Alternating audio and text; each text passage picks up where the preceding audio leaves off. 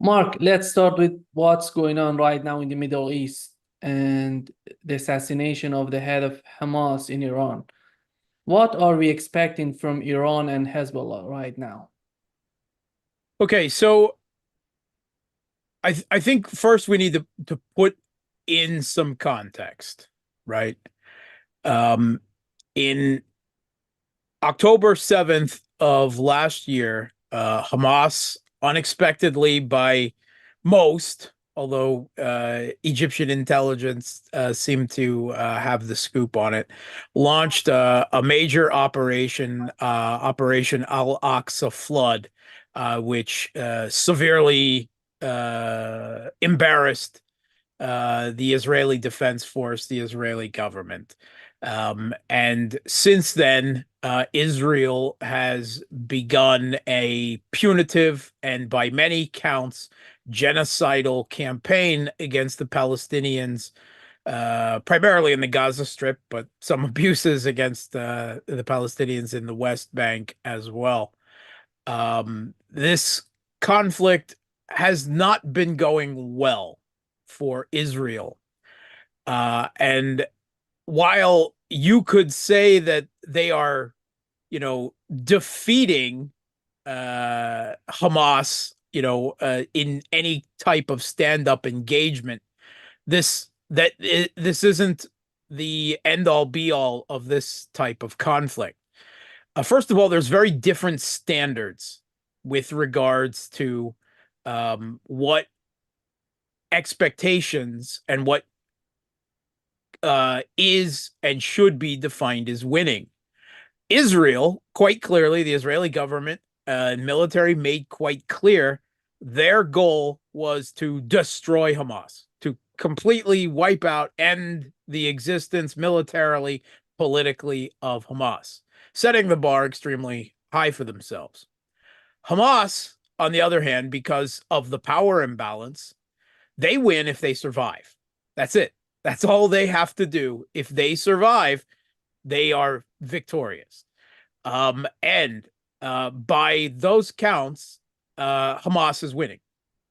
Despite the Israeli Defense Forces being able to drive them out of any particular area, at least on the surface, as they want within the Gaza Strip. We don't have a really clear understanding of casualties on either side. We can expect that Hamas is taking greater casualties, but it's relative for this type of conflict. According to a U.S. intelligence report that was reported in Politico on May 21st, so just 2 months ago, by U.S. intelligence's account, that the Israeli Defense Forces had managed to degrade only 35% of Hamas fighters after more than a year. And they gave the same number for the number of Hamas's underground tunnels, which riddle the Gaza Strip, facilitating their ability to move about, logistics, everything. Those, and it's not clear that those numbers will substantially increase. For one thing, according to different accounts of the civilian death toll of Palestinians, they range from 40,000 to 100,000 or more. Now, for every single one of those Palestinian civilians that is killed, we can assume that one or two more Hamas fighters are born, right? That's the rules of guerrilla warfare like this. When you're attacking a force, a counterinsurgency force, because that's essentially what it is, considering the Israeli occupation, which, by the way, has at least been recognized in a recent advisory opinion by the International Court of Justice. When the counterinsurgency force is deeply embedded as in the reservoir population and has the vast majority support that it does, that replenishment rate it is what it is. And it means that the only way for the Israeli Defense Forces to permanently destroy Hamas is to completely ethnically cleanse, drive out the Palestinian population from the Gaza Strip. Now, there are plenty of indications that that has been their goal all along, right? I think they understood that at some level. But the Egyptians, which, by the way, have the Egyptian government has no love for Hamas, right? They regard them as simply the Palestinian Muslim Brotherhood. And you have to remember that the Israeli government of al-Sisi came to power originally overthrowing an elected Muslim Brotherhood government. So there's no necessarily love lost there. At the same time, the Egyptians don't want to deal with millions more Palestinian refugees containing Hamas, and they have enough sympathy for the Palestinian people that they don't want them driven completely out of the Gaza Strip, which they know that the Israelis would never let them back into. So they have never allowed the opening of the Egyptian border for that purpose, despite, and this is very clear from the Western mainstream media, US and Israeli pressure on the subject. They have refused to. So that leaves Israel without an open green light from the US to drive them into the Sinai Desert on the topic, kind of at a loss. The polls all show that the Israeli people do not, they support a unity government for the duration of the conflict, which is largely undefined, right? Whether it's just against Hamas, Hezbollah, all Israel's enemies, whatever. But that they hold Netanyahu responsible, both for the security lapses that led to the success of the October 7th Hamas, technically Al-Quds Brigade, military success, relative in the surprise attack on that day.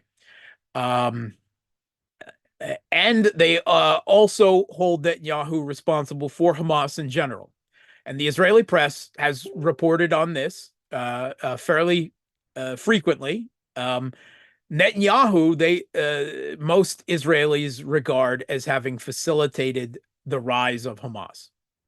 That not to say that Hamas is some type of under control tool or puppet of Netanyahu, quite the contrary, obviously, but that he facilitated the split between Hamas in Gaza and the Palestinian Authority in the West Bank, because having they could easily paint as Islamist extremists come to power, they could paint the entire Palestinian resistance to Israeli occupation and the Palestinian nation and state as extremists and terrorists, and that would allow them to politically delegitimize them and engage military operations at them at will.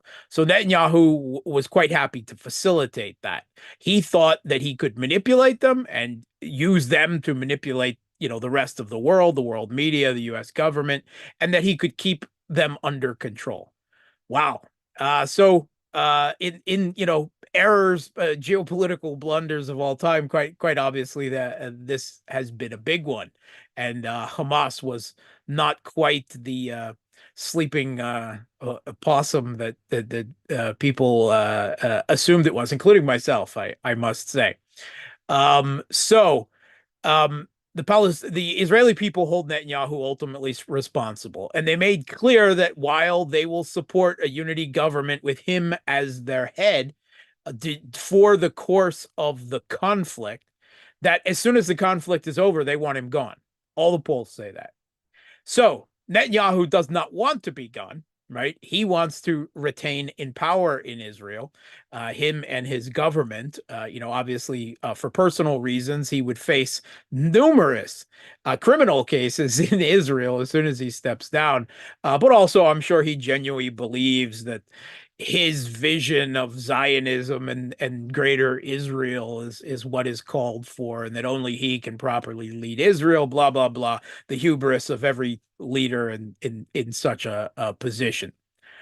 So what he is left with is to escalate his way out of a conflict with Hamas that he cannot win.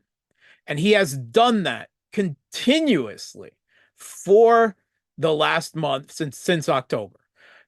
His ultimate goal has been to provoke Hezbollah or Iran, or one or the other. The ties bring them both into such provoke them to such a degree that their response would be such as that open war would break out and the U.S. would be drawn inevitably into the conflict to defend Israel. That has been his clear goal. He has provoked and provoked and provoked again. Most obviously was the airstrikes on the Iranian consulate in Damascus that precipitated the last crisis moment back in April, which saw Iran launch a staged response, something that was agreed upon behind closed doors with, I believe, Oman as an intermediary. It's been reported in the Western media, I believe the Washington Post, how this was all a pantomime. It was largely an agreed upon show for Iran to save face and to avoid an escalation that would result in the U.S. and Iran going to war over the situation with Israel. They agreed on when the strike would take place. They agreed on the targets that were to be hit, which were 3 isolated Israeli military bases, actually all of them in occupied territory, either in occupied Palestine or in the occupied Golan Heights, with no civilians in the area. The military forces having been warned beforehand so that not even any Israeli soldiers were killed. And they even evidently agreed on what type of missiles and drones would be used, what wouldn't. And then the game just became for the theater for the U.S. and Israel and its allies, which in this case were France, the United Kingdom, and Jordan, to shoot down as many of the incoming Iranian missiles and drones as they could, despite the knowledge that even if they hit, they're going to hit empty military bases. And you'll notice there were no Israeli casualties reported from this attack. The Iranian goal was simply to demonstrate that for the first time in the history of Iran and Israel, that they had the capability to reach out and hit Iran with in a major way with long-range strikes, with missiles and drones, and they got enough through the combination of Iron Dome and the Western allies' air defense, activities to demonstrate that they could do significant damage. And by Israeli accounts, the air defense expenditure for that one evening of strikes cost the Israeli government, not even talking what it cost the allies, somewhere between $3 billion and $6 billion worth of air defense assets. Obviously, that is not sustainable. And this was believed to be only a small portion of Iran's arsenal of both missiles and drones. And I have heard reports that most of what was used by Iran for that pantomime strike was older, less advanced equipment. But that successfully averted a war between the U.S. and Iran at the time, frustrating Netanyahu to no degree. But he hasn't given up. And that's not the only provocation. Israel has a very successful and brutal network of agents in Iran.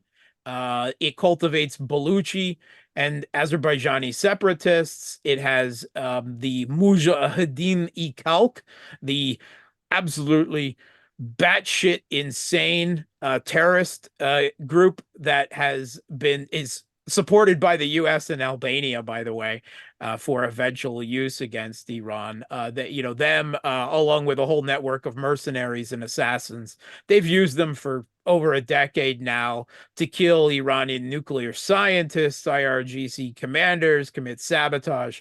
Anyway, so they committed terrorist acts against several of them against Iranian gas pipelines in the country.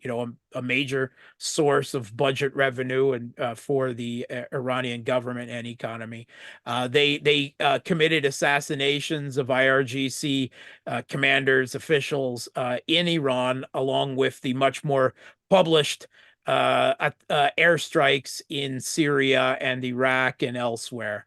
And now the latest provocation, and the most blatant and provoking of provocations possible. In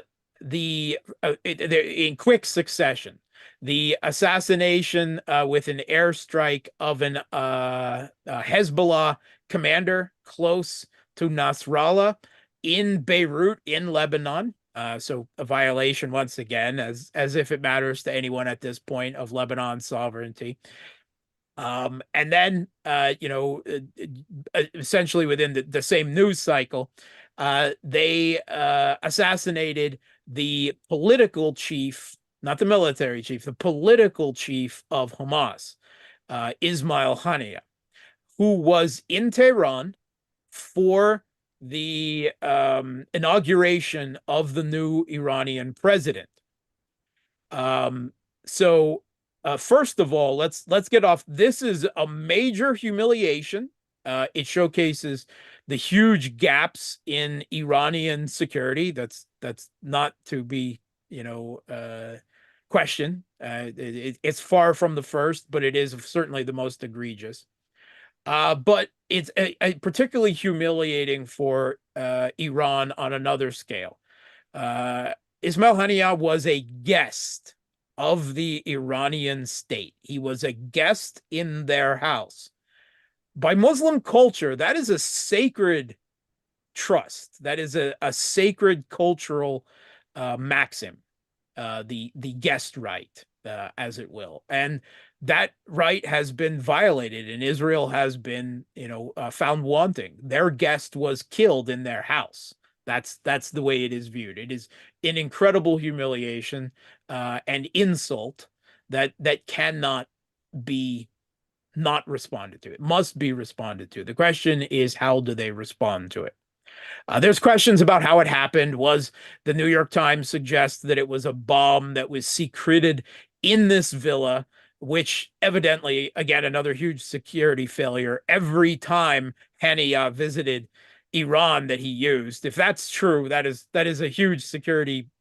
Why would you put him in the same place when you know that he's a potential target, of Israel and the United States, anytime he's there, right there. And obviously a failure to sweep and detect the bomb, if that's true. There's other accounts that it was a missile strike, perhaps utilizing a drone launched from within Iran, which is entirely possible.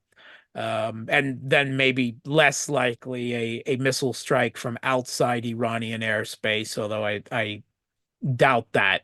That would be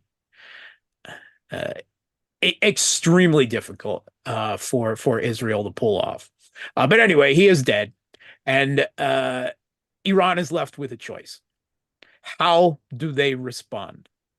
Because a large military style response is exactly what Israel wants.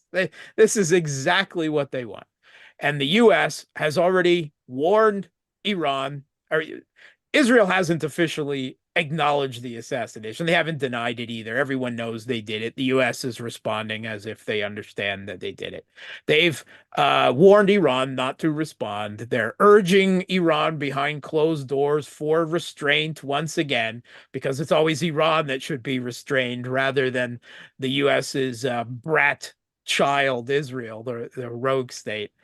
And they've announced U.S. military deployments to back up Israel. We haven't heard details exactly what that is, but we can imagine there are aircraft carrier battle groups, moving at full speed at this point, air assets, air defense assets, everything being transferred.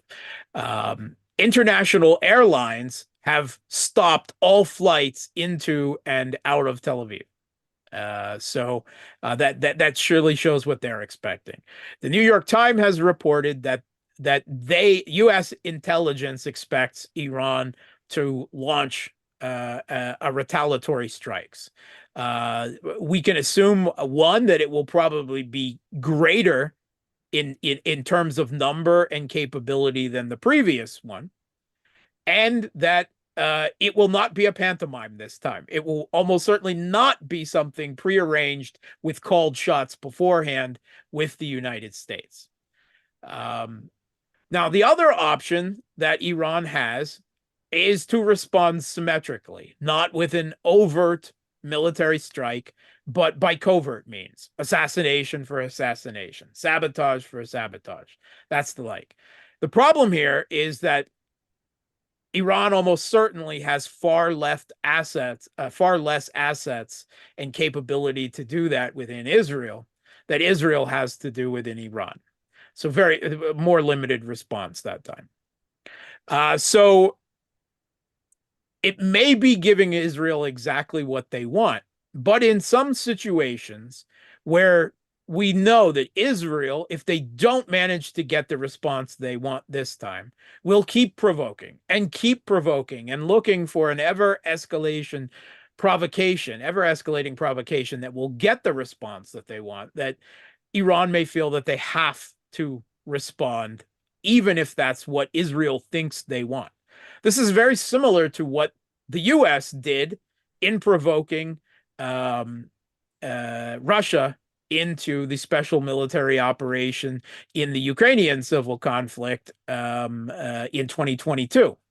The U.S., I mean, this is all detailed out in a RAND report, extending Russia, competing for advantageous ground, how to lure Russia into a conflict which it would hope would weaken and destroy and bog down Russia, whatever the cost to Ukraine. That was quite clear.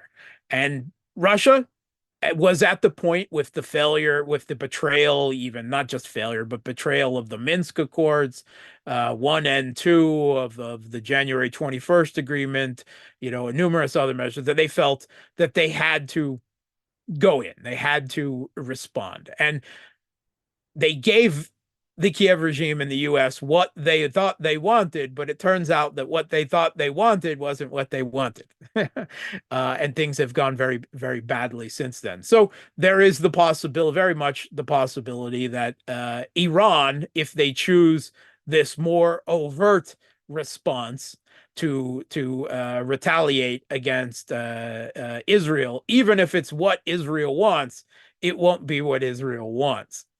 And it's almost certain that this will not be just Iran. Like the last time, like the pantomime response, almost certainly this will involve the Houthis, Aran Salah forces from Yemen. It will involve Hezbollah. Hamas will certainly be doing what they can to chip in from their tunnels underneath the Gaza Strip. And Kataib Hezbollah and other anti-U.S. occupation forces in Syria and Iraq will almost certainly participate as well. So it will be a whole on-axis of resistance, as Iran calls it, engaging. So it will probably be substantial. And we are told that the Iranian supreme leader, the Ayatollah Khamenei, has ordered a response and ordered it within 72 hours. So, I mean, I'm checking my watch all the time because it could happen at any moment now. By the time you're watching this, it could already be underway, and I just haven't gotten the text message yet. So we'll have to see. If this is a major response, and Israel has said that if there is a major response, they'll go to full war. And if that's what happens, and the U.S. is dragged in, there are a lot of geopolitical implications. First off, let's talk about what that conflict would be and what it would not be. It would not be a ground invasion of Iran. That's madness, right? It's not serious. That would take upward of 500,000 to 1 million U.S. troops. There's no way the U.S. has the capability. That's not happening. It would be U.S. and Israeli and probably British and French airstrikes and missile strikes, cruise missile strikes and the like on Iran. It would and vice versa, right? With the exception, of course, of Hezbollah, which is right on the Israeli border, but that would be a relatively small affair too, right? Hezbollah is not an offensive force for invading Israel. That's not, what where their strengths lie. Their strengths lie in fighting a guerrilla war in southern Lebanon. So it will mostly be an exchange of long-range strikes back and forth. And the Iron Dome was already overwhelmed in even the last pantomimed incident back in April.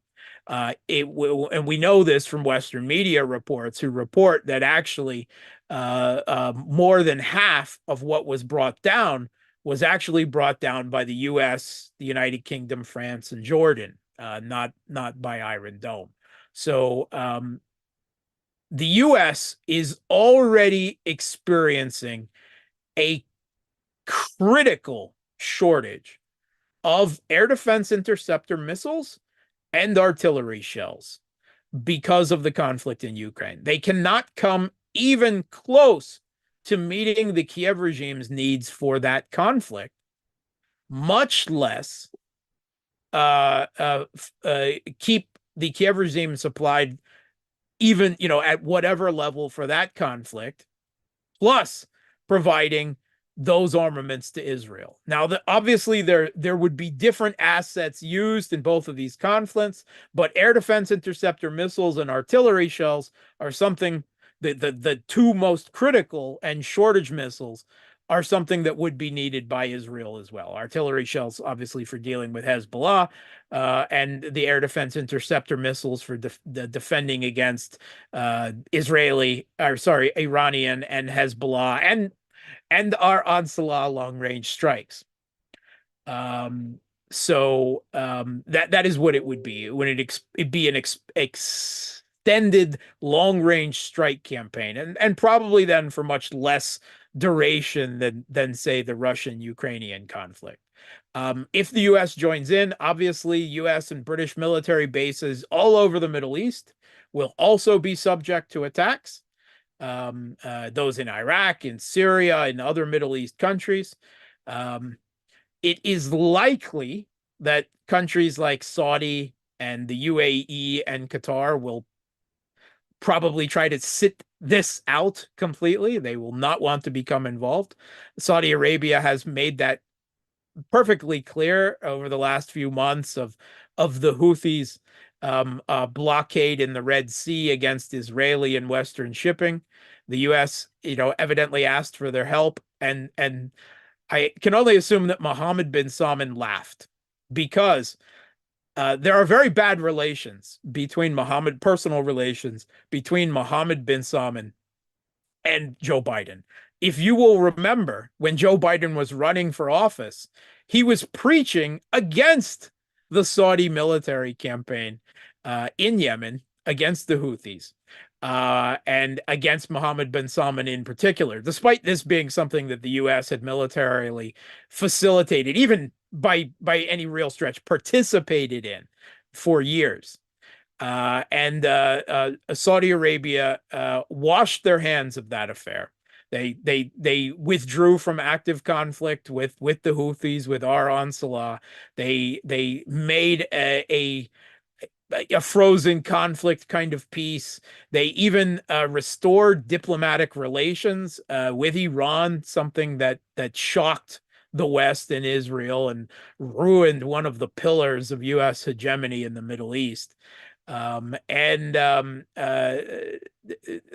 Joe Biden coming and asking Saudi Arabia for help with the Houthis blockade. I can only imagine that Mohammed bin Salman got a good laugh, a good evil chuckle out of that, and said, "No, no, thanks. We've done that, been there, done that. We don't want any more of that." And the Houthis, by the way, not only have they not interfered with any Russian, Chinese, or any of the rest of the world shipping, right? Anything that wasn't to and from Israel or Israel's allies, meaning Western shipping, they haven't touched. And they haven't touched Saudi shipping because they say, despite our past differences, you're not supporting Israel. So your shipping is fine. Which is quite ironic and quite I mean, one of the more blackly humorous, amusing details of this entire affair. But when you look at it, Israel in the past just week plus, they have attacked Yemen. They have launched airstrikes in Yemen. They have launched airstrikes in Lebanon. They have attacked Lebanon. They have launched airstrikes in Syria, right? Attacked Syria. And they've attacked Iran now as well. They are trying their absolute best to spray gasoline in all directions and light a conflagration to end all conflagrations in the Middle East. This is what Netanyahu is, without a doubt, without any question, doing at this moment. And at this moment, why he feels so empowered to do this now when his previous attempts have failed is because Joe Biden is a walking corpse and everyone knows it. I mean, Weekend at Bernie's, supported on, Uncle, we can call him Uncle Biden, Uncle Bernie, supported on one side by Jake Sullivan and supported on the other side by Antony Blinken, who are actually running the U.S. government. And resulting in the lamest duck presidencies in the history of the United States. There is a huge power vacuum in the White House, in Washington, D.C. And everyone in the world is aware of it and worried or sensing opportunity. And that includes Netanyahu, most certainly. He just was feted by the U.S. Congress, despite his personal difficulties with Joe Biden. He, in an absolutely bone-chilling, warmongering oration, he received 58 standing ovations for his genocide in Palestine from U.S. Congress, which is just, I watched it and it was one of the most bone-chilling, blood-curdling things I have ever seen in my life. All I could imagine was the German political elite applauding Hitler. And, yes, the Jews suffered in World War II. Lots of people suffered in World War II. Actually, far more Soviet citizens died than Jews, right? During that particular conflict, and often ended up in the gas chambers and industrial extermination as well. But that does not justify Israeli genocide against Palestinians today in no way, shape, or form. And that is what it is, right? I mean, there's no question. They're being investigated by the International Court of Justice. The prosecutor from the International Criminal Court has wanted to launch charges against Netanyahu and his defense minister. The West has managed to stymie that through their control of that institution for the time. But watching that felt like watching Hitler. That's exactly, and the language was like that. Like the Palestinians are some type of subhuman race that just deserves and complete misrepresentation and disinformation about the not only the most recent but the long history of the conflict there. So It's a really bad situation. Now, what will it geopolitically result in? First of all, it means that the conflict in Ukraine will be won faster by Russia, right? If this larger conflict in the Middle East actually ignites, because obviously the U.S. they can't even supply the Kiev regime with artillery shells and air defense interceptor missiles and a whole host of other military assets. They absolutely can't support Israel and the Kiev regime at the same time. And Netanyahu also feels empowered because he can see his savior on the horizon. A second Trump Vance presidency, both who not only, like Joe Biden, are a fervent and the entire U.S. political elite, essentially fervent supporters of Israel, but they actually have a very good personal relationship with Netanyahu. So Netanyahu, all he has to do is extend this conflict until January, assuming, which is not a given, but most people consider it likely that Trump will win, and Trump will undoubtedly give him more support than he has been getting from Biden, and will probably be far more amenable to escalation. And if Netanyahu can get that escalation in the meantime, he's going to go for it. He's going for broke. Weakness in the White House, he's going to run right over Biden. If you'll remember, a few months ago, the Biden administration actually put out a very vague shot at Netanyahu, suggesting that he stepped down, right? Essentially pushing for regime change in Israel. And that amounted to nothing. Netanyahu brushed it off. And now he's newly empowered. Biden is a walking corpse. Congress anointed Netanyahu as I don't know, the second coming of Christ or something like that, or just something obscene, actually, to the contrary. But he senses his golden moment. He senses a way out of all of this. And that involves escalation, and it involves Trump, and it involves running over a White House that, while having provided the requisite level of support for the U.S. hegemon for Israel, has not given them the escalation against Iran that they wanted. The U.S. does not want this conflict, or the Biden administration doesn't want it now, because they're well aware that they don't have the military assets for it, right?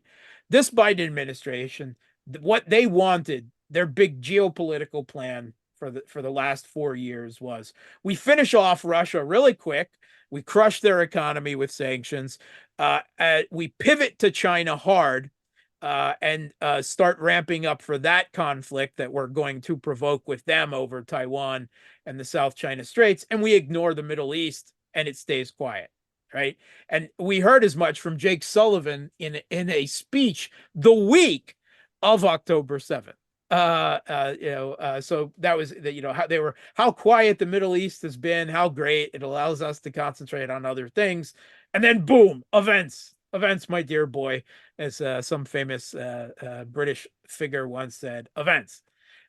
So that upended all their plans. They did not want this conflict. There are plenty of people within the U.S. government, the deep state, the permanent bureaucracy, the blob, whatever you want to call it, that do want conflict with Iran, right? There are only three flavors of U.S. politician and security services and State Department bureaucrat, right?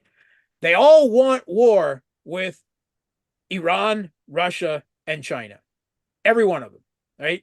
But they prioritize those wars differently according to their own, personal careers and interests, right? And right now, those who want war with Iran have not been in ascendancy in power during the Biden administration, but they certainly lurk within the U.S. government, and they will come to the fore almost certainly with a Trump Vance.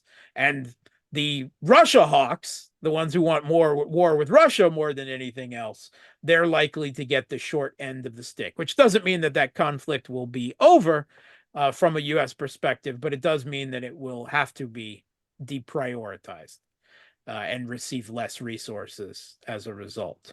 So those are the major implications for Russia and China, right? Obviously, they are not going to get directly involved, even in a broader conflict with the US and Israel and Iran. They have long-standing strategic partnerships with both China and Russia have with Iran. And supposedly Russia was going to Russia and Iran are going to sign a new, much deeper and strengthened strategic partnership that we don't know the details of in October, something that has been in the work back from Raisi.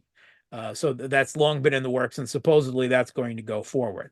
I don't know whether that will include a mutual defense clause like Russia did with North Korea, but that's an outside possibility at least. But regardless, Russia and China will not become involved in the conflict unless it somehow became existential for the Iranian state, which is extremely unlikely. Like I said, the U.S. is not going to launch a ground invasion of Tehran. That's not what the conflict will look like. But they certainly will continue to trade with Iran, and they certainly will provide them with military technical assistance, arms, technology, satellite data, which is perhaps the biggest help that they will give, intelligence, C4ISR, the whole 9 yards, essentially to a significant degree, exactly what the U.S. has been providing the Kiev regime with for its war with Russia, a conflict with Russia for the last 2 years. So that would be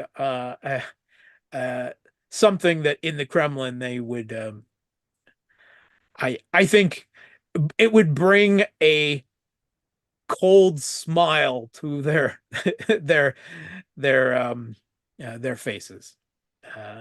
They would consider it particularly ironic. But it is likely to be a regional confront, so it wouldn't be global, right?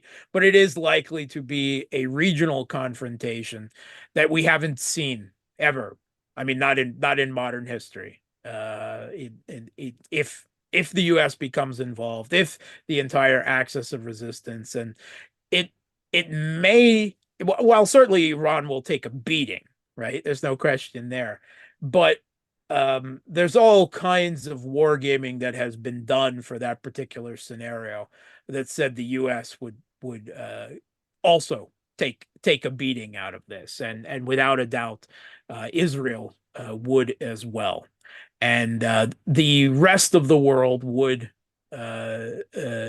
not. Obviously, the rest of the world outside of the West is horrified by what has been occurring in Palestine over the last a half a year plus, and they would certainly not back the U.S. and Israel in this particular conflict. They're well aware of the greater context of the situation, and with Palestine and the provocations that Israel has been committing. And if at some point the lunatics in Tel Aviv / West Jerusalem actually use the nuclear weapon, a tactical nuclear weapon or something else, that would be it. That I don't care about the U.S. support. That would be the line that the rest of the world would not accept, and Israel would become the pariah state of pariah states, and ultimately that would lead to the end of Israel in one form or another. Right? That would be the equivalent of putting a gun to their own head in terms of the Israeli state long-term prospects in the Middle East. So I don't think they'll go there, but we don't know exactly how this conflict will break down if it does break out. Now, there's no certainty that it will go down this path. Again, Iran could choose a more measured response. I don't think it will be a pantomime this time, but it could be more measured. And there could be, depending on the results of it, the U.S. could attempt to force Israel to back down at that point. But I don't think the White House has the power to do that. Certainly, Netanyahu believes he is in the driver's seat of this right now.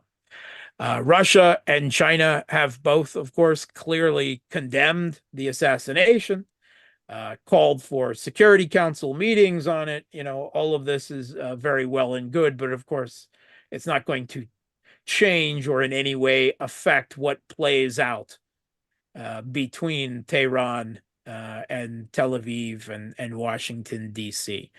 Uh, we're all going to be watching, in Israel, they'll be watching the skies. The rest of us will be watching the internet and our clocks. In your opinion, how capable is Hezbollah to attack the air bases in this northern part, in the central part, and in the southern part of Israel without any help coming from Iran? They can do damage. They can do damage, particularly in the context of a broader assault coming from Iran and other allies, the whole axis of resistance at once. They will have greater penetrative power because obviously the Israeli air defense will be overwhelmed.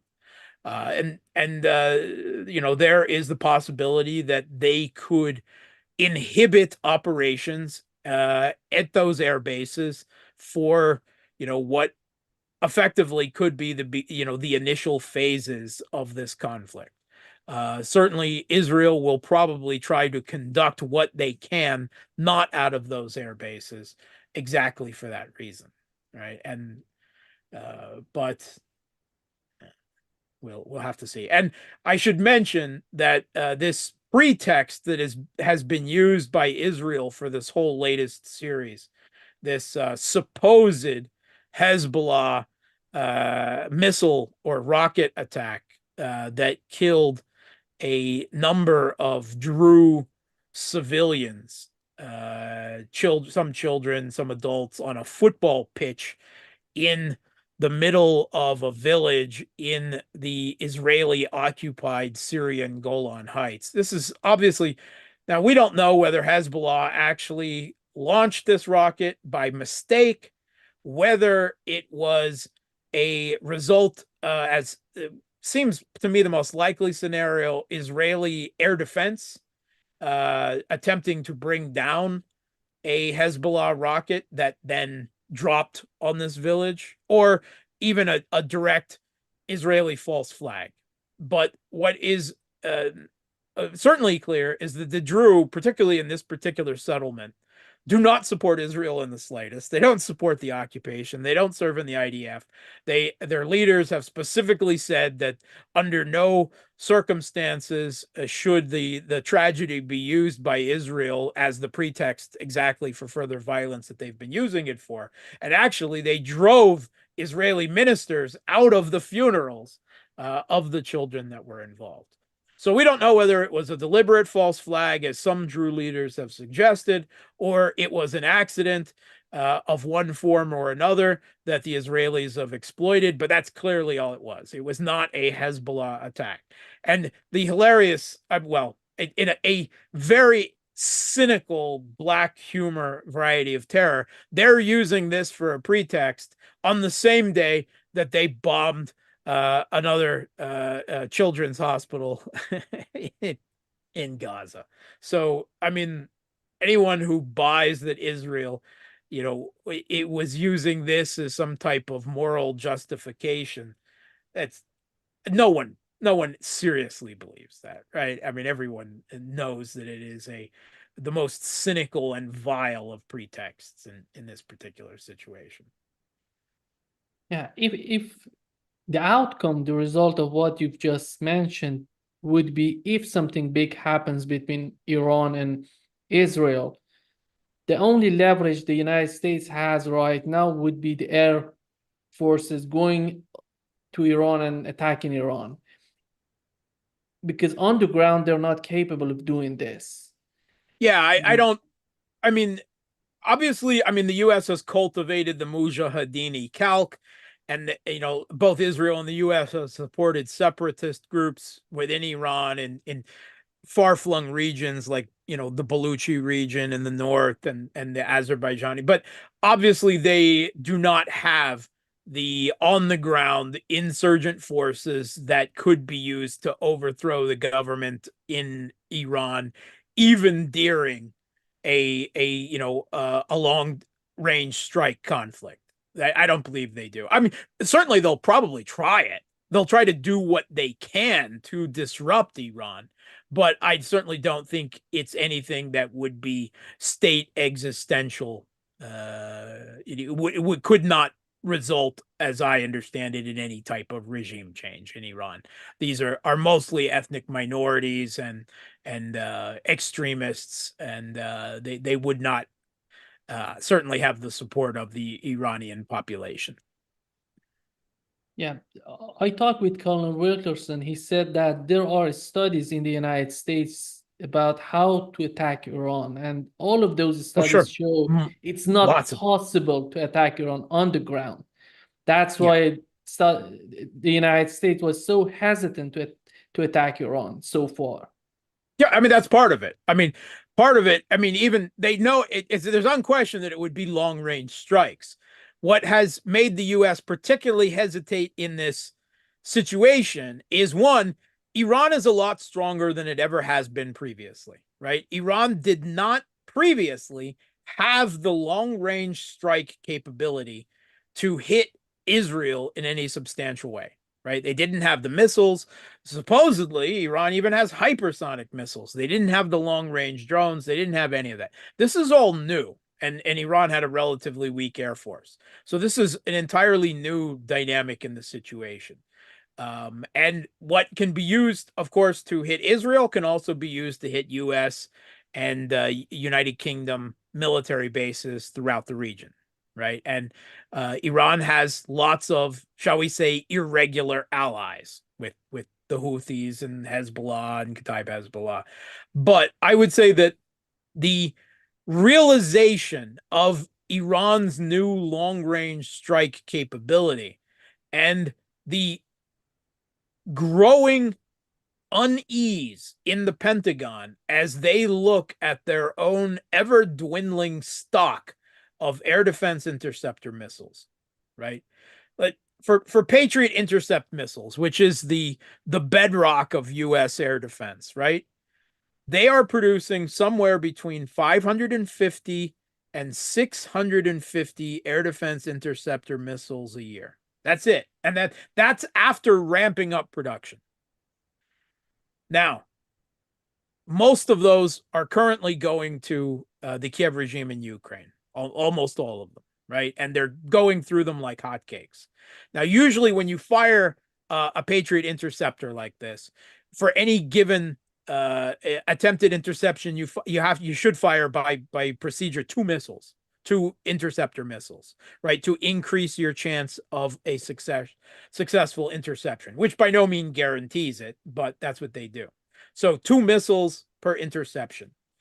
Russia is firing, according to Western statistics, 4,000 missiles at the Kiev regime in Ukraine a year. You do the math. I mean, obviously, they're not that. And this is nothing new. Actually, before this conflict broke out, there were reports of a critical shortage of Patriot interceptor missiles and of the poor performance of the Patriots from Saudi Arabia, because Saudi Arabia used them a lot during their then conflict with the Houthis to stop attack on Saudi oil fields, Saudi airports. They had a very low success rate with the Patriot systems firsthand. There were reports in the Western media at the time of how incapable the Patriot was performing for the job, and also then how critically short already the U.S. was of Patriot missiles to supply Saudi Arabia with. They were actually arranging for other Arab countries that had Patriot systems to transfer their Patriot interceptors to Saudi Arabia and giving those countries an IOU on them because they had a critical shortage even before the Russian intervention in the Ukrainian civil conflict. So very bad military industrial planning and situation there for the United States. That is what they are most afraid of. They can't protect their bases in the Middle East. They can't protect Israel from Israeli or Iranian long range strikes because Iran, by all accounts, has a very large range arsenal of missiles and drones capable of hitting both Israel and Western military bases in the Middle East. That is what they are most afraid of. Is Iran's, it's something that Iran hasn't had before. This is something new. It is a new dynamic. And the US is caught woefully unprepared for it. And at this bad time when, they've diverted all Patriot system and interceptor production to Ukraine. They just announced that in the last month, that everything they're making now all other customers are deprioritized to send as much as they can to Ukraine. And the Russian Ministry of Defense put out another series of videos of another 3 Patriot launchers that they wiped out this week, right? So Russia's destroying them faster than the West can provide Patriots to Ukraine. And another, long range strike threat, with the political necessity of defending Israel. The US just isn't capable of it. They're not a military superpower, in relative terms to the rest of the world the way they were in the 1990s and the early 2000s. The world has changed. Iran is stronger, right? Technology has resulted in the proliferations of drones, which, if you'll remember, the US was the first one to start using drones in a major military way. The same thing with cruise missiles and other long range strikes. This has proliferated now. The Houthis are firing cruise missiles, right? They're manufactured, with Iranian assistance, almost certainly. But it has resulted in a changing of the military balance. And it is not a balance in the US favor. And all of that is exacerbated by the US being completely overextended and militarily stockpile exhausted from the proxy war in Ukraine. They can't even provide for that conflict, much less another conflict in the Middle East. So I would say that it is the threat of Iranian long-range strikes and the inability of the U.S. to provide sufficient air defense for that has them most scared at this point, right? And that, of course, goes to what would be U.S. naval forces, within the theater, within the Persian Gulf as well. They would be a threat. There are lots of U.S. war games that have been run that resulted in the military people assigned to play the role of Iran in the war games successfully using unorthodox anti-symmetric measures like essentially kamikaze boats and the like to wipe out U.S. aircraft carriers. And you can be sure the Iranians have been spending far more time about thinking about how they could do that. And at a minimum, a major conflict like that involved naval and air forces engaging in the Persian Gulf would cut off the world's oil supply coming out of the Persian Gulf. It would, completely inhibit it for some period of time. Who would that benefit? Russia. Russia, the major oil and gas supplier to the world. So they would be shooting themselves in the foot, going one way, coming another.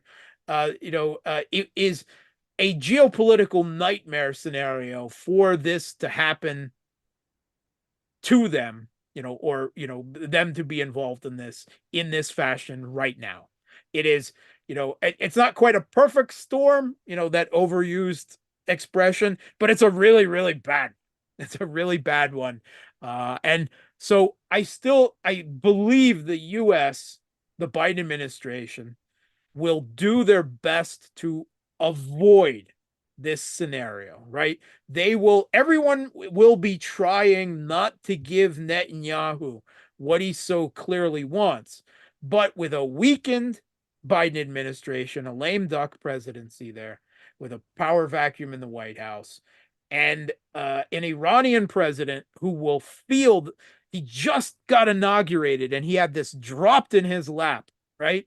And with all the provocations that Iran is up to, whether both sides can continue not giving Netanyahu what he thinks he wants is it's getting harder. It's getting harder, and we'll see whether we've crossed real red lines and to what extent and how much further they'll be crossed and how much this will spiral out of control in the next probably days, hours, days, and it could potentially be very geopolitically bad for the United States.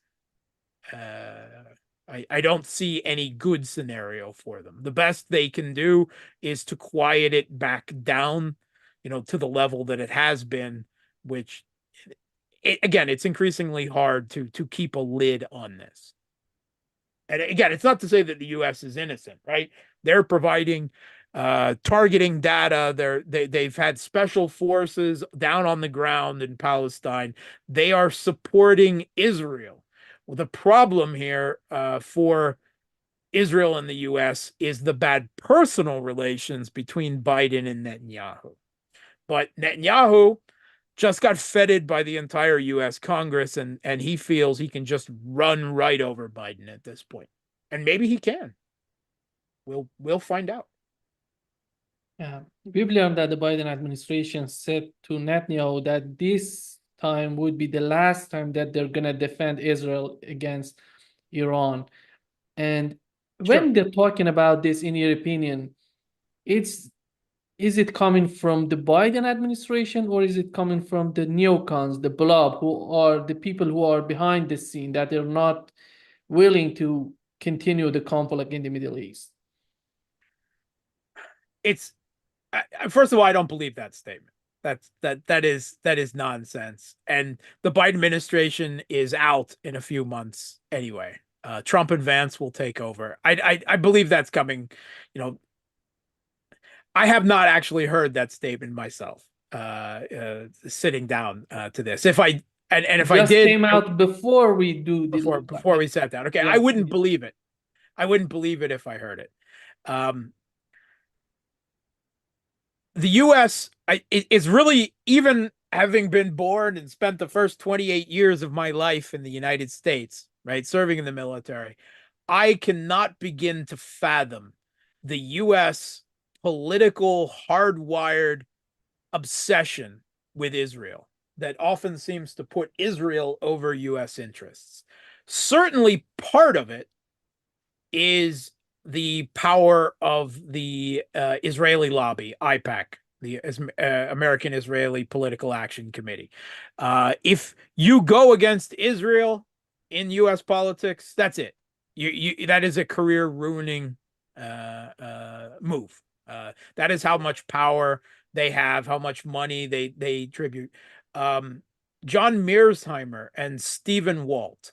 John Mearsheimer, the great international relations realist scholar.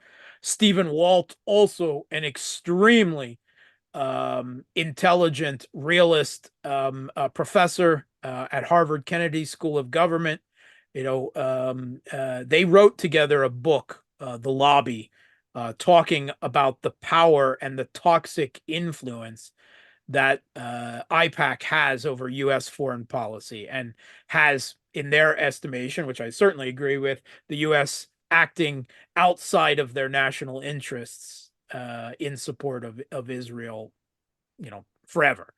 And of course, they were labeled anti-Semites for writing the book, and the book was completely dismissed because that's, any if you're anti-Israel, that equates to anti-Semitism now. In fact, that's actually what they are saying literally now. Before it was just now they've literally, you cannot criticize Israel in the U.S. It cannot be done. If you do, you're an anti-Semite, and that's it. Another reason I believe, first of all, part of it is geopolitical.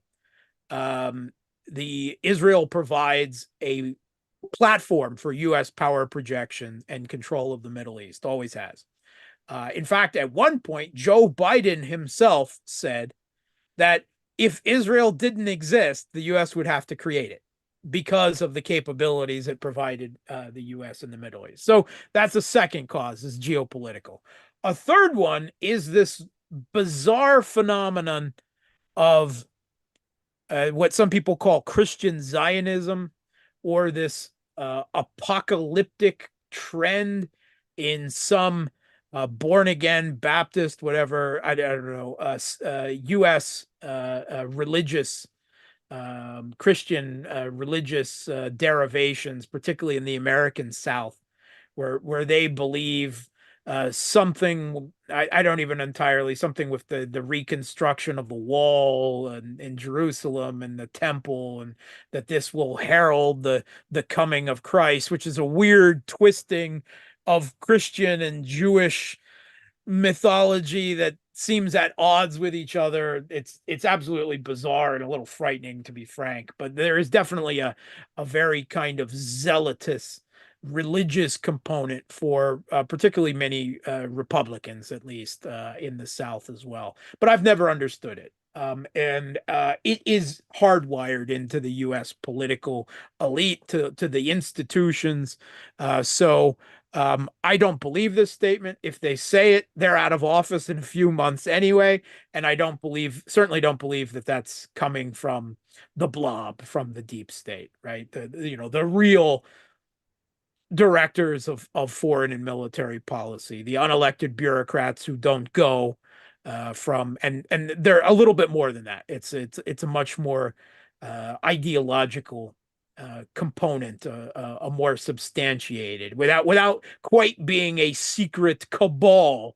It's not quite that, but it is something in between, that directs U.S. foreign and military policy, up through and over the heads of U.S. presidencies, as the first Trump presidency clearly proved. Right? I mean, he campaigned, the one single consistent foreign policy promise he made while campaigning for his first presidency was improving relations with Russia, for whatever reason. And the exact opposite happened, because, he ended up hiring who he could, right? You have to hire people who are qualified for positions, in political positions, over the security services and the military and whatnot. And when you take a look at qualified people, they all come out of the same ideological churn mill, right? There's very few people that are outside that type of hegemonist, exceptionalist creation system of people with qualifications for the jobs, right? I mean, it's just in recent years that we have even one think tank in DC, the Kinsey Institute, that is outside of that hegemonist, ideological exceptionalist framework. And certainly you can't staff a government out of the Kinsey Institute. However, what they're doing is great. And I read them even when I disagree with them assiduously. But I don't believe that. I don't believe the statement, and I certainly don't believe it's coming from the deep state. And I don't believe that the Israeli-U.S. marriage can just be washed away. It's impossible. It's nonsense, even. If you remember, before Trump getting elected, he was talking about Syria, how he's planning to withdraw all the troops from Syria. He couldn't do that in those days. He couldn't do that. He couldn't withdraw troops from Afghanistan, which he wanted to do before he got out of office. All of these limitations. The U.S. president has even though his specific constitutional powers as the head of the executive branch, actually are really far more to do with foreign and military decision making than anything to do with the domestic framework. which is bizarre because the very last thing that Americans actually vote on when choosing the presidency is foreign and military matters, right? They vote on their pocketbooks, domestic, the culture wars, everything. The last things that the constitutional powers of the president supposedly deal with. But even with those constitutional powers, the U.S. president finds that he comes into office and he inherits a deep state, right? A blob, a permanent bureaucracy that he has very little ability to actually shift it, right? Very limited, right? Imagine being in charge of a ship that you could only move it, like 1 or 2 degrees to either side, and that's it. It just doesn't move any more than that, and that's why U.S. foreign policy largely stays as it is from presidency to presidency, right? The greatest break that we have seen in the last 30 years is Trump coming to office and just out of spite and anything else dumping the nuclear agreement that the Obama administration had with Iran.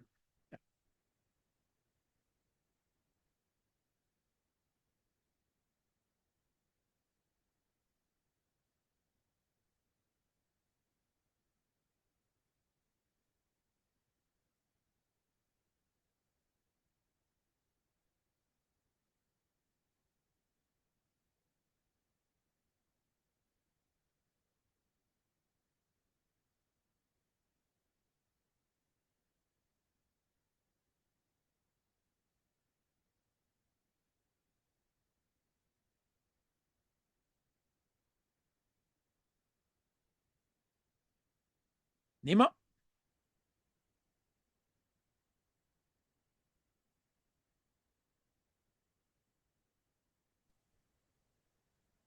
Yeah. There you are. Yeah, we're back. We're back. Yeah. Sorry, it Yeah. wasn't me. Swear, it wasn't me. Yeah. I didn't. I don't know what has happened. Yeah. Mark, the problem here right now is not the question is not if United States is willing to do that to defend Israel, but the main question would be how capable is the United States is to defend Israel in the future with the current phase of the Middle East, these huge changes that are happening. Yeah. Even Erdogan, before this assassination, was talking about invading Israel. Okay, Erdogan is just talking smack, right? Erdogan is not serious. He's a blowhard pandering to his domestic political Islamist base, right?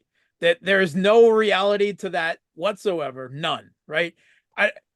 Out there, I'm sure many of you have probably seen the video meme on the internet where you see two groups of dogs ferociously barking at each other with a metal gate in between them. And they're just frothing at the mouth, throwing themselves, threatening to rip each other apart. If only this metal gate didn't separate them. And this metal gate is one of these automatic sliding gates. And suddenly some human down there somewhere opens the gate and it just slides open and the two packs of dogs are left staring at each other with nothing in between them, and they just both wander off. That is Erdogan and Netanyahu. Please do not take Erdogan seriously on this. All this rhetoric back and forth is nothing. But to your broader point, obviously, the long-term capability of the U.S. to defend Israel in the Middle East is going down. It's decreasing, even with an increased level of European political support for Israel that has not existed. Let's face it, when it comes to military powers, I think the results of European military capability contributing to the proxy war in Ukraine have demonstrated how woefully inadequate European military power is. So even with that, obviously power dynamics are changing. And another major thing that has changed is Saudi Arabia moving away from the United States, right? They haven't completely left the United States, but obviously they've decided on they want more options. They want a multi-vector foreign policy. They joined BRICS. They joined a level of affiliation with the Shanghai Cooperation Organization. They're no longer the willing U.S. vassals that they once were. And that changes a lot of the power dynamics in the Middle East as well, because U.S. hegemony over the Middle East since the late 70s has been premised on the U.S. Having bilateral relationships with Israel on one hand and Saudi Arabia on the other, and all of them united in their opposition, their hatred of Iran, right? Iran is the enemy.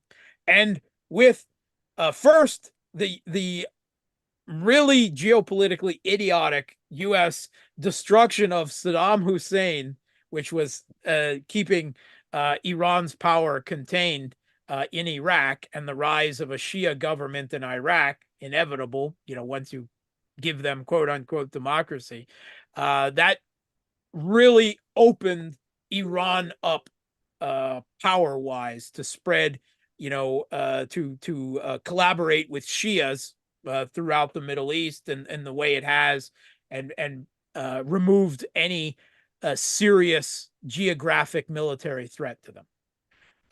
And the second thing, the major thing that has changed just recently, is Saudi Arabia decamping from the U.S. and saying, yeah, your wars in the Middle East, we're not a part of that anymore. And they're not bosom buddies with Iran, but they have restored diplomatic relations. This is quite obvious that the relations between the two have improved. It's obvious that Saudi Arabia is moving away from a hostile geopolitical position with Iran, as much as we can expect within the limited time frame. And by the reports I've heard, Mohammed bin Salman actually wrote a very congratulatory message to the new Iranian president on the timing of his inauguration, quite sincerely. So that's another pillar of this U.S. hegemony over the Middle East. And when you add into that, not only Iran's increased geopolitical presence in the Middle East, but the new technological long-range strike capability that they have, that they didn't have before, that they have distributed throughout the axis of resistance, hence Houthis attacking shipping, American warships in the Red Sea, U.S. aircraft carrier turning tail and running out of the Red Sea because of Houthi attacks, right? It's a new military ball game, and things are changing, and everyone is learning from the drone and AI evolutions that are occurring cyclically, monthly. Evolution is happening in the Russian Western proxy war in Ukraine. That's driving everything else, and we see now. When you take a look at how badly the Russian Black Sea Fleet has done just against Western maritime drones provided to the Kiev regime in the Black Sea, how vulnerable navies, surface vessels are to that type of drone warfare now, which is something that Iran and the Houthis and everyone else can unleash on the United States is, naval assets, which were, a pillar of their power projection capability, now vulnerable in a way they never were before, as well as the aerial drones, the missiles, and Iran has become a major missile power, right? And again, supposedly, even hypersonic missiles, something the U.S. is struggling, right? So it's a new ball game technologically, and no one quite knows what, if it all goes down now. Everything is uncertain. No one knows exactly how things are going to break down. The U.S. still has tremendous military capabilities, a lot of it coming from their satellite network, their C4ISR, their ability to do GPS guided strikes and everything. That, don't underestimate that. That has been one of the major abilities that they have transferred to the Kiev regime in Ukraine that has kept the Kiev regime in the fight as long as they have. Simply intelligence, satellite data, reconnaissance, C4 ISR, the whole 9 yards. It's very substantial, and that will certainly be a big leg up that the U.S. will have over Iran. But you can also be sure that Russia and China will provide what data they have, and together that's quite substantial. And China's is growing just astronomically all the time, and will, in a very short, within a decade, catch up and probably surpass the United States in that regard. And Russia's really increasing their game there as well. So that intelligence advantage is maybe not what it once was either. So I don't know how things will actually play out, right? How this long range strike war will take place. And I don't think anyone can realistically tell you that they do. A lot of US military experts told us all sorts of things that they expected to happen in Ukraine, and they were all so fucking wrong that it's laughable. It looks like laughable propaganda now, and it's hard to tell what was propaganda and what was just, really bad analysis. So if anyone tries to tell you that, they know what's going to happen in a long range strike war between Israel and the US that sets to fire the entire Middle East, I don't know. And I certainly don't think they do either. But I know enough to know that it is going to be earth shattering. It's really going to be, I mean, it's not going to be a global conflict. We're not going to, World War III is much more likely to come out of the conflict in Ukraine than it is to come out of this conflict.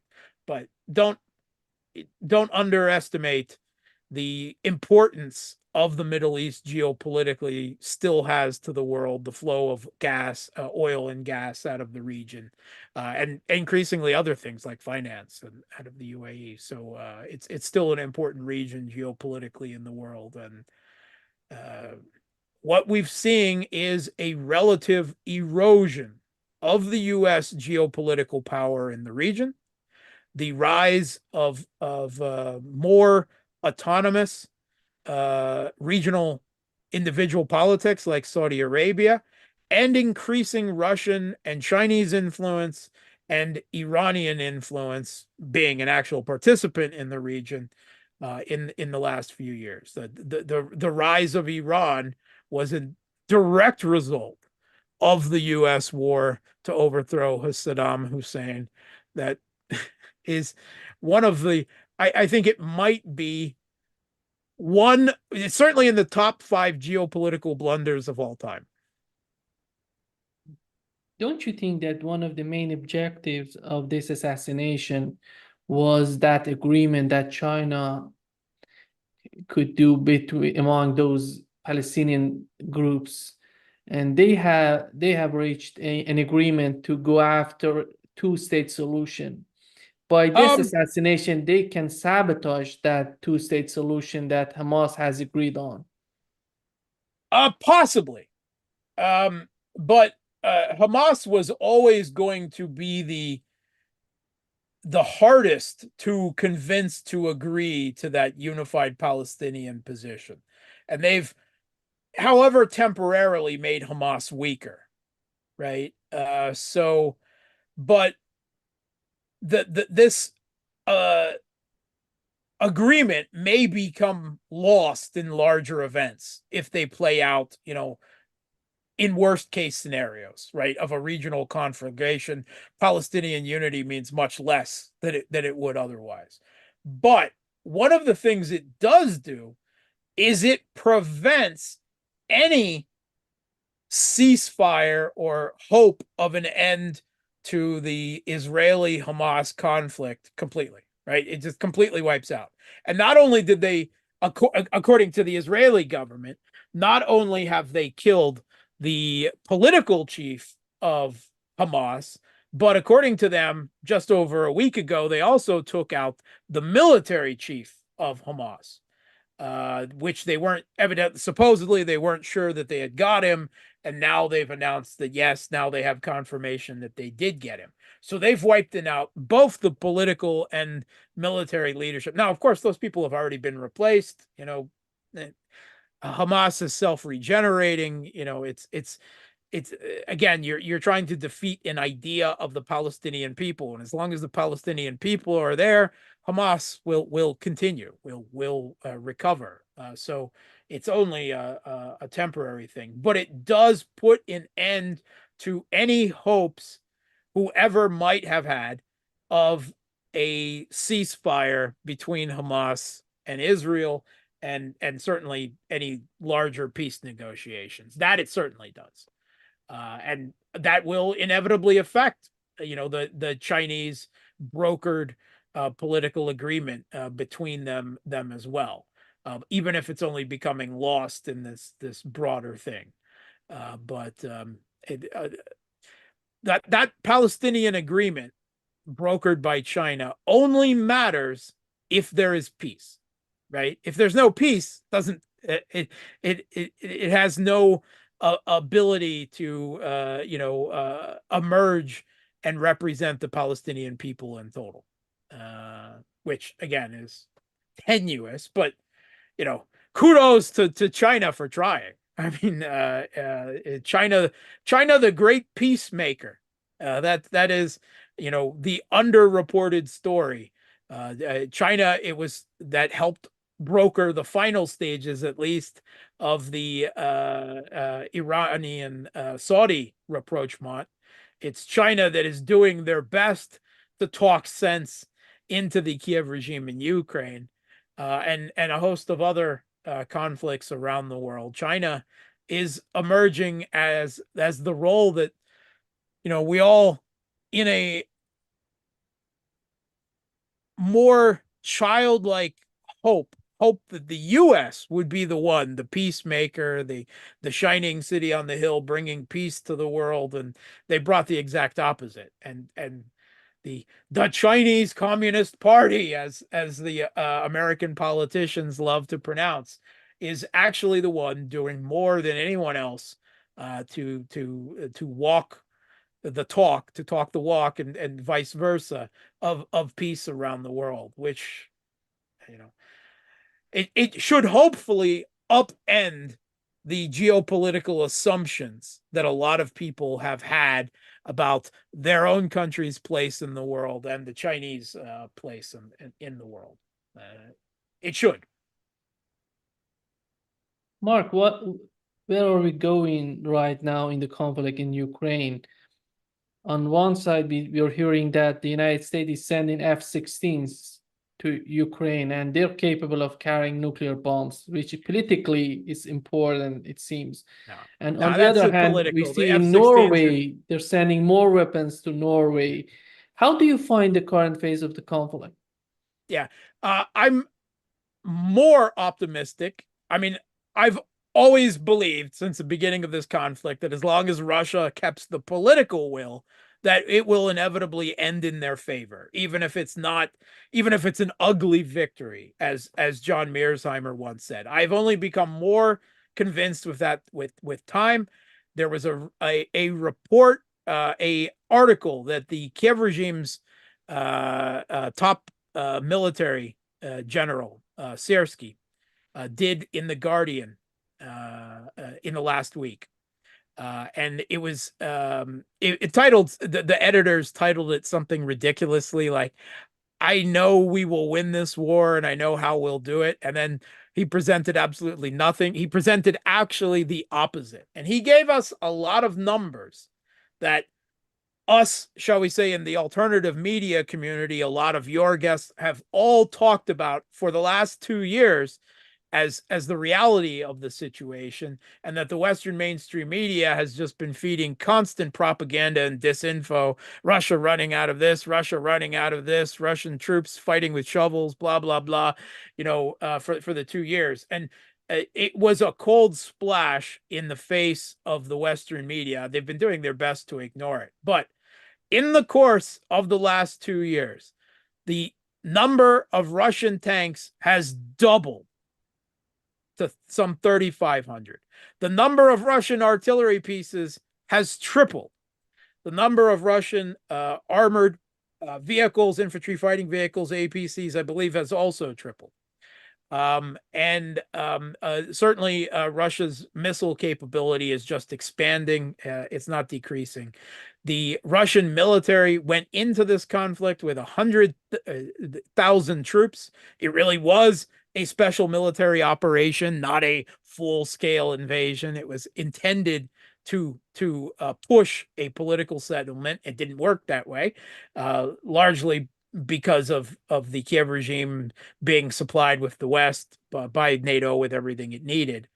But now Syrskyi says that Russia will have 700,000 troops in Ukraine by the end of the year, from 100,000 to 700,000. Right? At the same time, he's talking about their manpower problems, about the desperate state of their forced conscription and their press gangs, how they have a problem with manpower, how they have a problem with trained personnel, they have a problem with officer corps. And in a separate report that came out from the Kiev regime's drone chief, their drone czar, came out the same week. For those diehard Kiev regime propaganda supporters, the NAFO types that have been hoping for some miraculous drone AI victory for the Kiev regime, some cold water was poured on that as well, because the Kiev regime's drone czar said that Russia has a 6-to-1 quantitative drone advantage. And on a qualitative level, however much you may question that, he said that they're on par, right? So 6-to-1 quantitative advantage and on par in the qualitative. And then, we all know the big deficit in artillery shells, right? And air defense and air superiority and everything piled on top of this. So we hear this not from Russian propaganda. We hear this from the Kiev regime's own top generals in the last week. That shows how dire the situation it is. And the F-16s are a joke. They're a joke. And even Syrskyi admitted, as has the U.S.'s top generals, by the way, that the F-16s are not going to change the battlefield, that they are not a game changer. They were good in the 1980s. I mean, Top Gun, Maverick, Iceman, they were really cool back then, when we were kids. But this is 2023. They're an antiquated aircraft, even if they've been refurbished. The reason that the Kiev regime is getting F-16s, and they're getting them from Netherlands and Denmark and Belgium and possibly Norway. Anyway, they were about to be mothballed, right? They were about to be put out to pasture. And the reason they're being transferred to Ukraine is because these countries got a sweetheart deal on purchasing the F-35s, which is a whole nother can of worms that they're buying into there. But the F-16 is an old aircraft. It would be going up, theoretically, against the best air defense network in the world, hands down, as has unquestionably been proven, against Russia's own Air Force, which Western media tells us 700 aircraft just in the region around Ukraine. That Russia's much more modern aircraft have much longer range radar, much longer range air-to-air missiles, much more accurate, on every conceivable way. And they've admitted this. The F-16s are not going to contest Russian air superiority. They're not going to be sent anywhere near the front lines, right? They're not going to be sent to the contact line. They're not going to stop Russia from dropping fab bombs on Kiev regime fortifications. They're going to be used, according to Ukrainian general, in West Ukraine, in hiding, as close to the border as they can get, facilitating air defense, right? Trying to shoot down Russian missiles as part of an ad hoc attempt to provide Kiev regime with air defense that just isn't working. And, F-16s hoping to shoot hypersonic Kinzhals and Zircons out of the air. Good luck with that.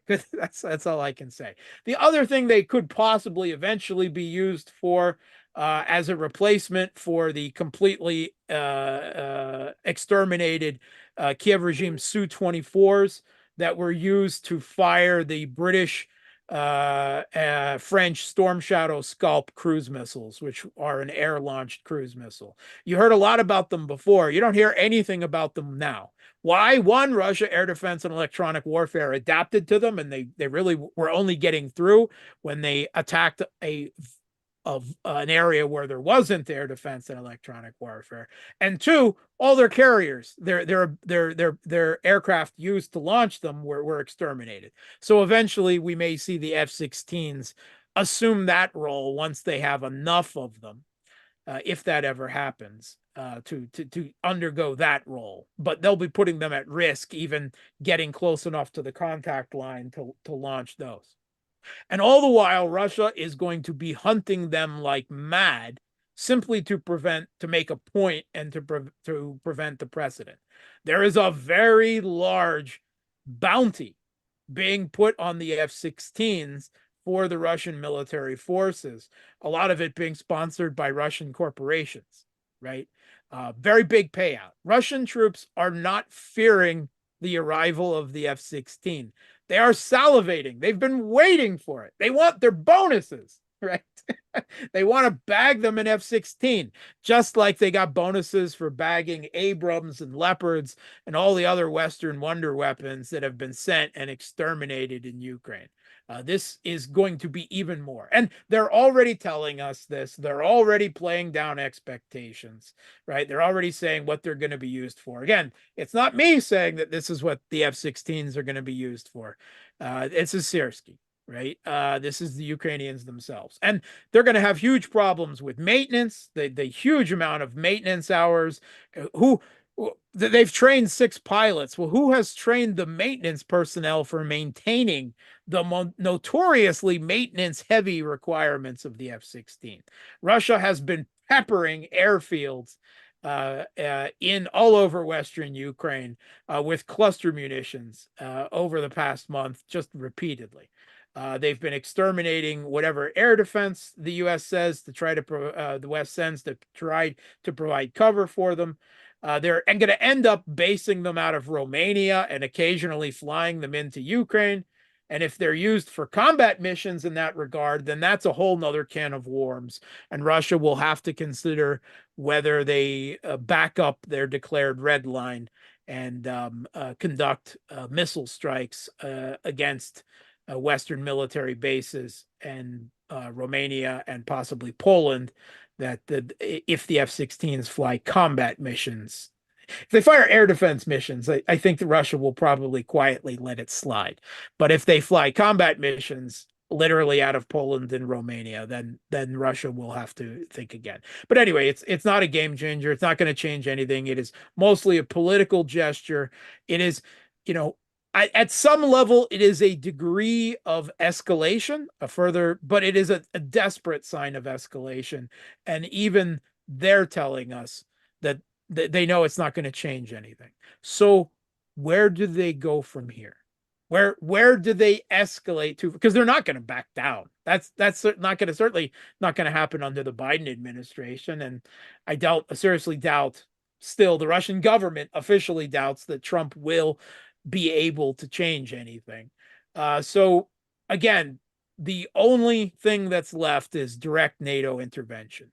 But in the past month since we've talked, I have not seen any substantial further movement in that generation. It seems to be stalled.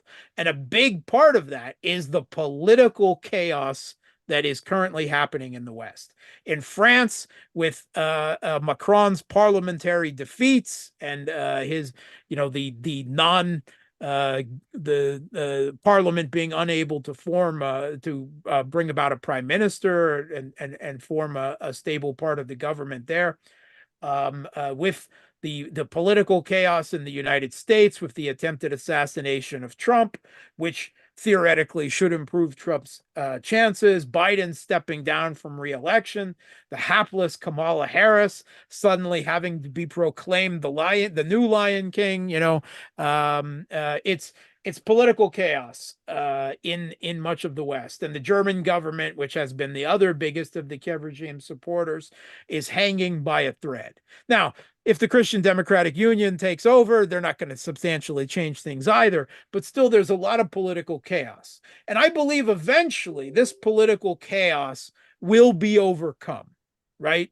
And when, if it comes down to Russia not being satisfied with just the Donbass, but moving further, and as I believe they must, not only for Zaporozhye and Kherson, but if they start moving on cities like seriously, like Kharkov and Kiev and Odessa, then the question of Western direct NATO intervention will eventually resuscitate itself.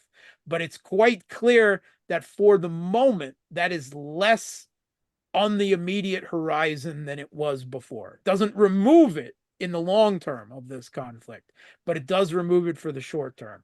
And this whole political crisis across the West is an obstacle. It is a speed bump that they really did not want. It's very inconvenient for them on top, as is this whole crisis coming out of the Middle East. So their own plans are in chaos right now. Their plans are a hope and a prayer and dark dreams of escalation that may eventually come to fruition. But right now everything is in chaos, and no one, maybe the only one that really has a plan that is in the driver's seat right now, more, not completely, but more so than anyone else, is the Kremlin.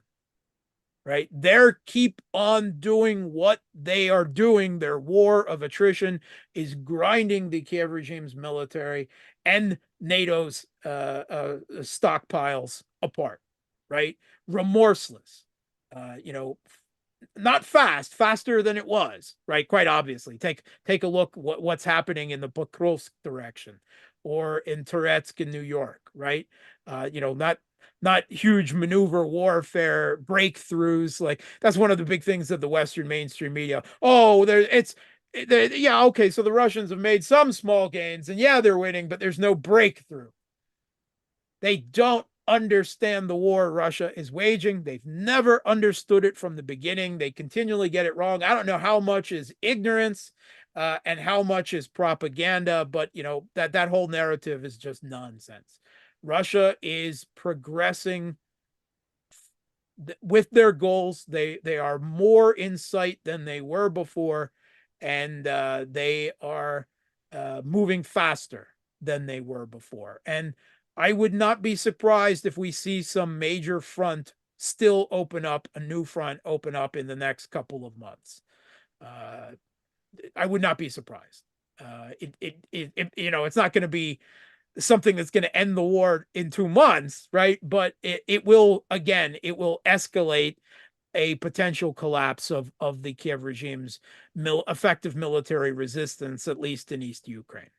And the big, again, on the horizon is always down the road some potential NATO direct intervention, but a lot of that depends, according to even Macron said, it depends on how far Russia goes. And I believe that Russia cannot stop, because NATO has made clear if Russia stops, then they pump as many arms in as they can. They train up as many new conscripts as they can. They bring them into NATO. They bring them into the EU. They don't withdraw any sanctions. What possible motivation does Russia have for stopping? They'd have none. And if your hopes are on some propaganda about Russian losses at the front at 1,000 troops a day, nonsense. It's all just ridiculous propaganda out of the Kiev regime. Russian troops losses, right? Of course, they're occurring, right? But they're at a fraction of that. They're at a fraction of the Kiev regime's losses. And the media zona's own estimates, until they stop providing those direct raw results of the KIA that they have been able to find in Russia on the ground, showed that Russian losses are and have always been, and have actually been decreasing quite substantially over the last 8-9 months. Russian losses have been going down because the Kiev regime's resistance is failing. Russia is becoming more adept with the Fab glide bombs, with urban assaults. Everything is progressing Russia's way on the battlefield. The Kiev regime, their days of effective military resistance are fading. Doesn't mean that they won't be able to resist, but effective resistance, it's slipping through their hands. They can do it in a few select places on the map. They can stop Russian forces, in the short to medium term, like in Volchansk. All right, they've put up a very tough defense in Volchansk. In Chasiv Yar, they've put up a very tough defense for several months there, but it's slipping. It's slipping. And everywhere else, it's collapsing, right? They can hold those two places, but they can't hold everything anymore. And increasingly, the amount that they can hold will become smaller, and they'll be able to hold it for less time. The only hope they have is a NATO intervention. That's the only hope they have left, and that's down the road, and that depend a lot on political decisions that we don't know what Putin is thinking, but I certainly have my opinion on the matter, and I don't think that Russia can stop until they reach the Polish border. And anything, if they do stop before that, then they'll simply be, in one term or another, freezing a conflict that will reignite later. And why freeze a conflict when you're winning, when you're rolling, and give the opportunity, the other side, a chance to reconstitute its defense? No, you don't do that now. You're getting, it's like a wolf getting its prey around the neck. You don't let loose. You keep going until you punch them. Let's go with the worst case scenario, and with their last hope, as you've mentioned, NATO getting involved in Ukraine officially. We know that they're involved for more than 2 years in Ukraine, but officially they're getting involved on the battleground. What they can bring to the battleground that would be important for the battleground, for the outcome of the battle. Yeah. Okay, so the first thing is they can't provide enough artillery shells and air defense interceptor missiles for Ukraine, for the Kiev regime. How can they provide it for their own forces? Right. So that tells you right up to there that the ground game will just get chewed up. But the Russian military is now the most powerful and experienced and capable ground, land army in the world right now. That is a result of the conflict. They've evolved. They have strengthened. They have not weakened. Right. They've got over 700,000 troops just now. Right. Just committed to the special military operation, much less their million plus regular army, which is above and beyond this. Right. So what all NATO can do is a major air campaign. And that has always been what NATO has counted on and believes in, is bringing the entire NATO Air Force, which means, of course, primarily the U.S. Air Force, to bear, which would be a major, they would have to reorientate military assets from all over the world to do this, right? That they would have to draw air assets out of the Pacific to do this. It's not something that could happen overnight, and they can't in any serious way contest things on the ground without an air force to cover them. And that NATO air superiority, I believe, ultimately will be severely put to the test and possibly chewed up in the face of Russian air defense and an air war over Ukraine, right? It's in Russia's backyard. Russia has all the assets. They've been testing new long-range missiles for the S-400 air defense system at a range of easily over 500 kilometers. And the European military forces, there's all kinds of revelations now going on. The British press in the past couple of weeks has put out all kinds of reports, and their acknowledgement. Oh my God, we've just realized our military is deteriorated so far. They really, really suck. They're not capable of anything anymore. This type of reassessment is going on all over Europe. So all you're left with is the United States, right? And they would have to pivot forces from all over the world. So it is far from a certainty that they're willing to do that. They still hope that just the threat of NATO intervention and maybe a few human tripwire forces thrown down on the ground will somehow deter Russia. I think they've got another thing coming. I think that the real danger of a NATO-Russia war is that Russia will begin to win a direct confrontation in Ukraine, right? Right. We're not talking an invasion of Lisbon or Peoria or something like that. We're saying NATO, as such as they are, trying to take on Russia after they've already exhausted so much of their own military supplies in Ukraine. I think they would start to lose, and then the big danger would be: do they resort to tactical nuclear weapons to save, I don't know, 10,000 French troops that have been encircled in a cauldron somewhere around Odessa? I mean, what do they do? Do they use tactics? I think the real danger of a nuclear escalation in this conflict comes not from Russia, but from a conventional weakness on the ground of NATO. And then, I mean, who knows what happens? Then we're in a nuclear escalation scenario, and things could go really south for all of us really quick.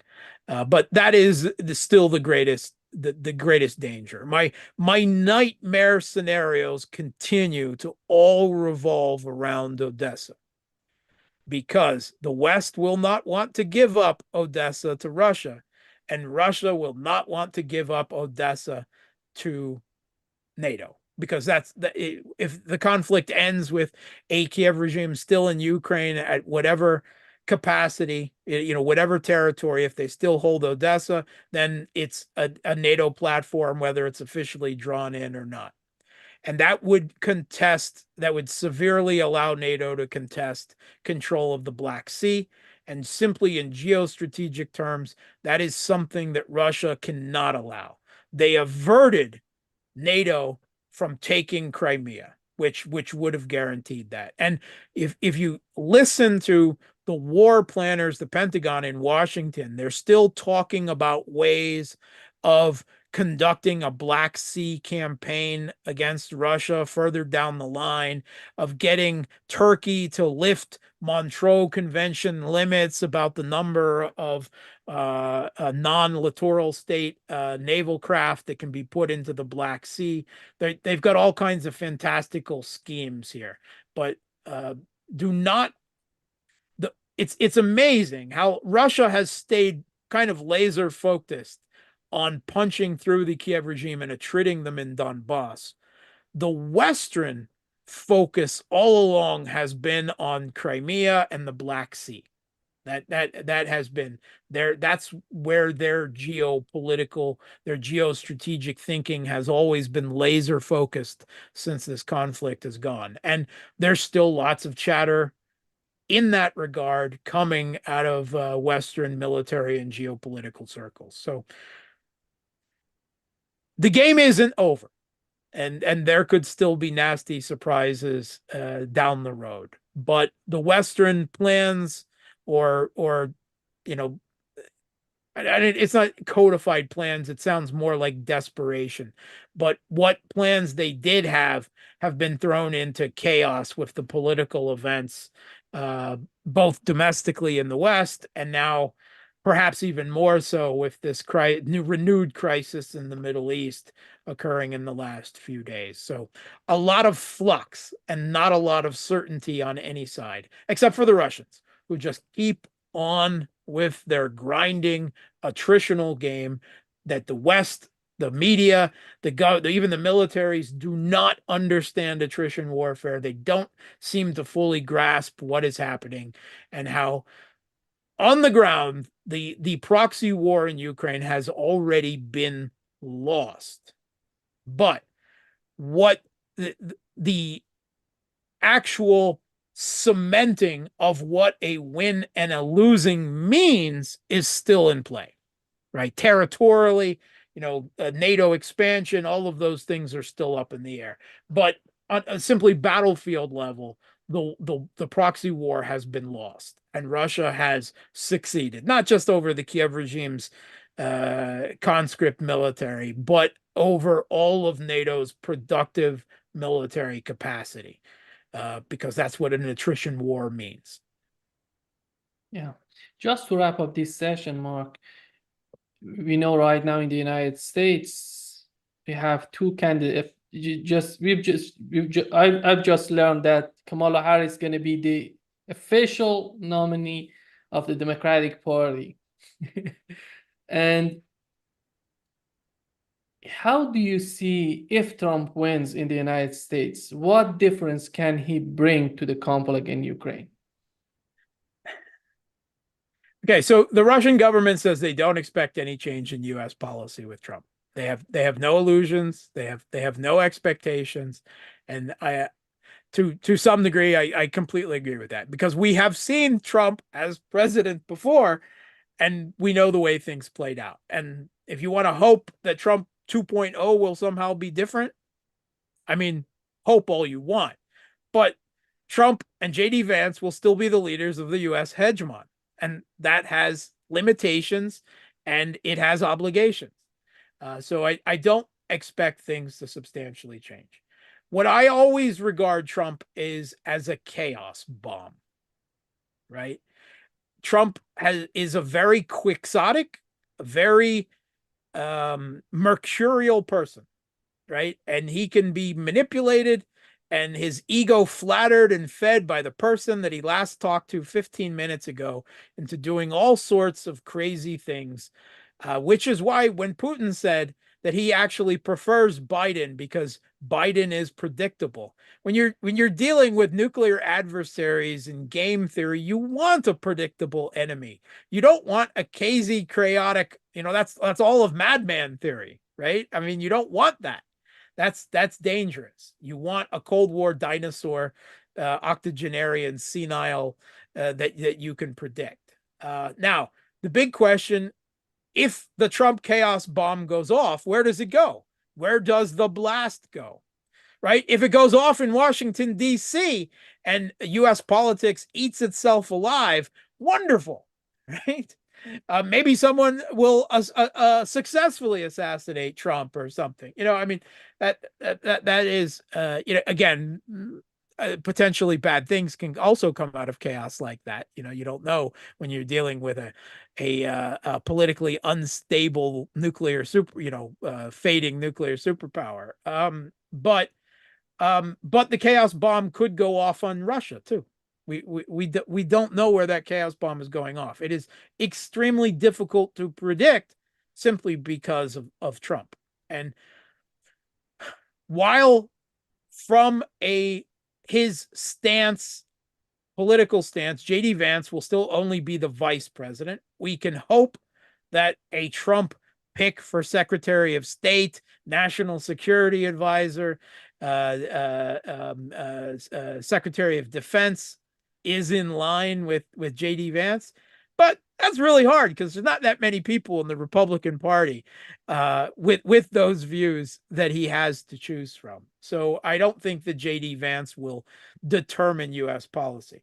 And even if JD Vance, even let's say that policy and Trump really does try in one form or another to wind down the conflict in Ukraine, there is no guarantee that Russia will accept any terms that he is able to bring to the table, over the deep state.